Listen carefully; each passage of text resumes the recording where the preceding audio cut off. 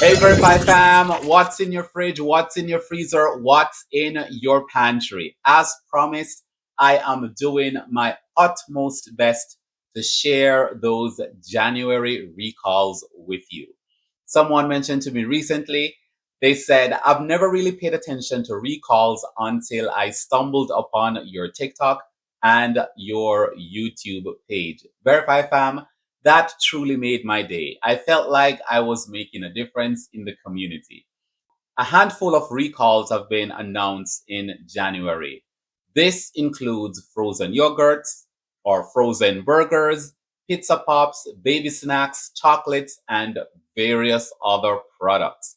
It's a good idea to check your fridge, freezers, and pantry because some of these items are from well-known brands like No Name and were available at popular retailers such as Costco.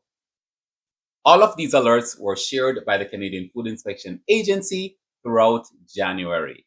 The warnings were issued due to Salmonella, E. coli, undeclared ingredients, plastics, gravels, or other types of fragments were found in some food items and other contaminants, right? So here are some of the January recalls in Canada that you should know about. Now let's jump right into today's recalls, right? So first on the list is Fresh Prep brand Chorizo and Sweet Potato Tacos. So that's the Chorizo Tacos, recalled due to undeclared wheat. This item was distributed in Alberta and British Columbia. The item is a class 3 and the recalling company is Fresh Prep Foods Inc. So that is the Chorizo Tacos recalled due to undeclared wheat. Next on the recalled list is Mushmoshi brand Enoki Mushroom recalled due to Listeria monocytogenes. And this was distributed in British Columbia, and the CFIA is saying that it could possibly be in other provinces and territories. This item is a class 1 recall, and the recalling company is Longsheng Canada Agricultural Products Limited, right? Once again, this was distributed in British Columbia and possibly other provinces and territories. I also have my sister would be proud of me if I can actually say this word, charcuterie, what? Oh my God. That board where you put like the meat and the cheese, charcuterie. Oh my gosh, I can't say. Charcuterie. I can't say. How do you pronounce this word? Charcuterie. Oh my goodness. Charcuterie Perron brand white ham recalled due to pieces of metal. I got it. Charcuterie. Right? So the Charcuterie Perron brand white ham recalled due to pieces of metal found in this product. It was distributed in Quebec, and again, it could possibly be in other provinces and territories because, as we know, food travels from one place to the next. Someone might go into Quebec and they buy a whole bunch of this item and take it to another province or another city, right? So please be on the lookout for this particular brand. It is a class 2 recall, and the recalling company is Charcuterie L.